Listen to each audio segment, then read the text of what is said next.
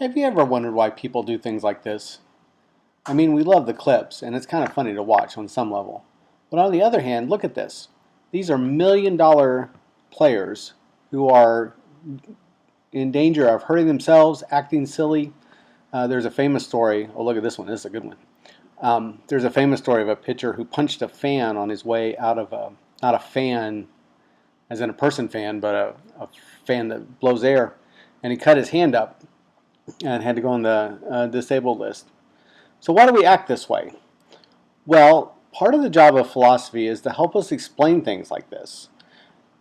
As I said at the beginning of the class, if philosophy works, it should give us a much better account of how the world works. It should help us explain things in the world that maybe don't have a clear explanation for us. And this is one of those things.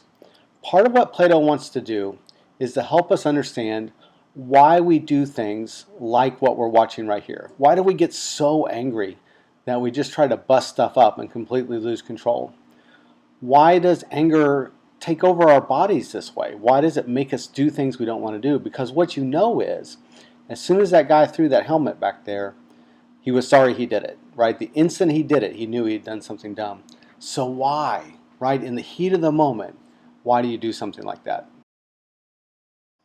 Okay, so what are we to make of this? What's Plato's answer to this question? Well, first of all, notice that this is a question that Paul himself asks. Why do I do what I do not want to do? It's essentially the same question that we're asking and that Plato's asking. Why is it that sometimes our body just takes over and makes us do something we don't want to do? For Plato, the answer is simple. Our bodies belong to the cave. And because they're in the cave, they're corrupt. And because they are corrupt, they will always pull us away from what is permanent and true and good. And so in those moments, what we have is a struggle between our body and our mind, or as Paul will say, our flesh and our spirit. And when something like slamming the baseball bat against the dugout happens, that happens because the body has won. Now, in the Platonic tradition, there are 4 moments when the body is most likely to take over. Those are anger, gluttony, lust, and sleep. They all work in basically the same way. When you're angry, when you get so angry that you act irrationally, what happens is your heart rate goes up, you get flooded with adrenaline, and the more it goes, the madder you get, and the less control you have over your actions and what you're able to do with your body. Lust works in the same way, gluttony works in the same way. Here's a famous old commercial from when I was a kid that gets at this very point. We've all had this moment when we can't believe we ate the whole thing. That whole thing. You ate it, Ralph. I can't believe I ate that whole thing. No, Ralph, I ate it. I can't believe I ate that whole thing. Take 2 Alka-Seltzer. And in all those moments, what's happening is that your body's taking over and making you do something you don't want to do. For Plato, that is the ultimate sign of life in the cave. Unfortunately, that's not even the end of the story, because there's kind of a second part to this process. Not only do you have moments when you lose control of your body, but as you do that more and more, your body starts to crave that feeling.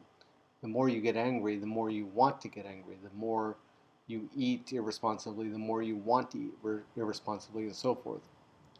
We call this process the process of addiction, because your body starts to become addicted to the feeling. And then that becomes the centerpiece of your life. You live to get angry, or you live to eat, or whatever. Everyone's addicted to something, Plato says. It's one of the core parts of the human condition. We can't escape it because it's always with us due to our life in the cave. Okay, so how do we fix this? Well, the answer is twofold. Part of the answer is something we've already seen, that you do it through philosophy. You do it through this process of questioning everything, because it's as you start to challenge your addiction to anger, lust, gluttony, and sleep that you're able to start the process of overcoming it, right? You have to recognize that there's a problem so that you can fix it. But the second thing is that you have to reorient your loves, that what happens is we get seduced by the cave and we learn to love the addiction. So what Plato tells us to do is to learn to love truth.